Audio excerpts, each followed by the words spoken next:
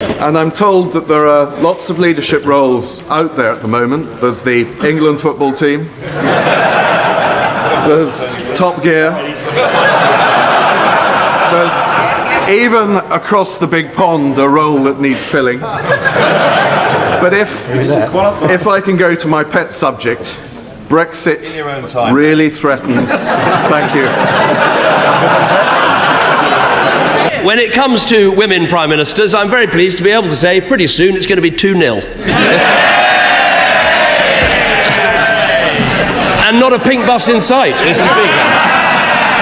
And when it comes to poverty, 300,000 fewer people in relative poverty, 100,000 fewer children in relative poverty, and to be accused of sloth in delivery by the right honourable gentleman, let's just take the last week. We both have been having these leadership elections. We got on with it. We've had resignation, nomination, competition and coronation. They haven't even decided what the rules are yet.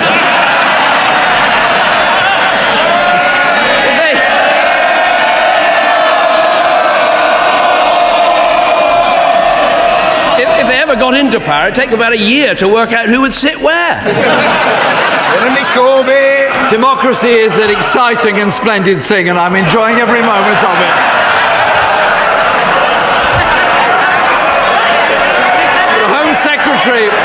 The Home Secretary, Mr. Speaker, was talking of the economy. The Home Secretary, again, she said, many people find themselves exploited by unscrupulous bosses. I can't imagine who she's referring to.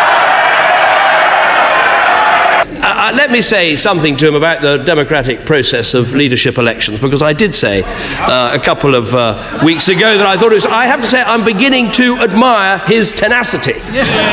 He is reminding me of the Black Knight in Monty Python's Holy Grail.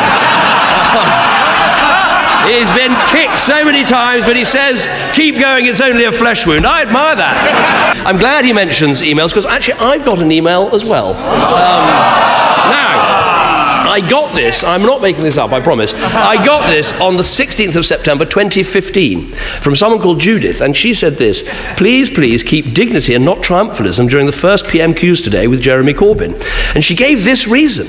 She said, because Tom Watson, who may oust Jeremy Corbyn, is a very different kettle of fish. He's experienced, organised and far more dangerous in the long term. She goes on, so sensible, sober, polite answers to Mr. Corbyn. Let him create his own party disunity. After this is over, I've got to find Judith and find out what on earth happens next. Jeremy Corbyn!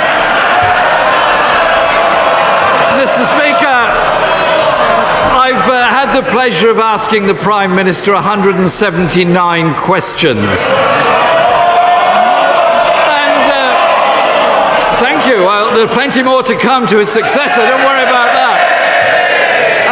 But before I ask him the last question, could I just put it on record and wish him well as he leaves this office, and also to wish his family well, Samantha and their children, because I think we should all recognise that whilst many of us really do enjoy our jobs and our political life, it's the loved ones nearest to us and our families that actually make enormous sacrifices that we may be able to do this. So I'd also like him to pass on my thanks to his mum for her advice about ties and suits and songs.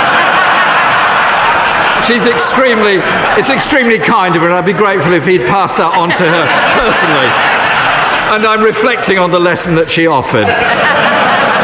But I've got one rumour that I want him to deal with. There's a rumour going round that his departure has been carefully choreographed so he can slip seamlessly into the vacancy created this morning on Strictly by Len Goodman's departure. Is that his next career? I don't really have a paso doble, so no, I can promise that is not the case. Let me say to him, first of all, thank you for the kind remarks and the good wishes to my amazing wife Samantha and my lovely children, who are all watching from the gallery today. he's absolutely right. The pressure is often bears hardest on those we love around us in these jobs. And let me send my best wishes to his family as well.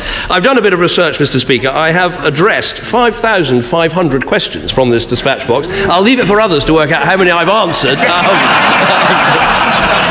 Because of your belief in letting everyone have their say, I think I've done a record of 92 hours of statements from this dispatch box, as well as some very enjoyable liaison committee appearances and other things. I will certainly send his good wishes back to my mother. He seems to have taken her advice and is looking absolutely splendid today. But it gives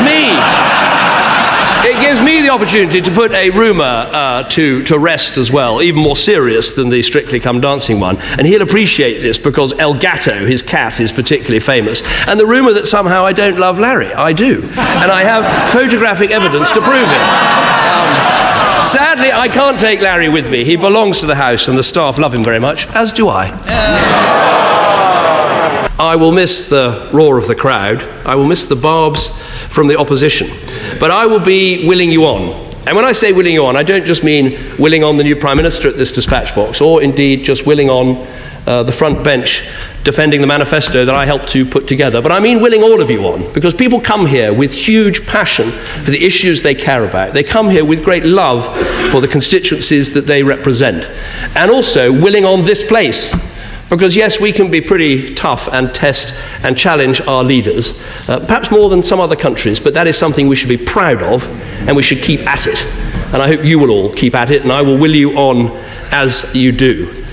The last thing I'd say is that you can achieve a lot of things in politics. You can get a lot of things done, and that in the end, the public service, the national interest, that is what it's all about. Nothing is really impossible if you put your mind to it. After all, as I once said, I was the future once.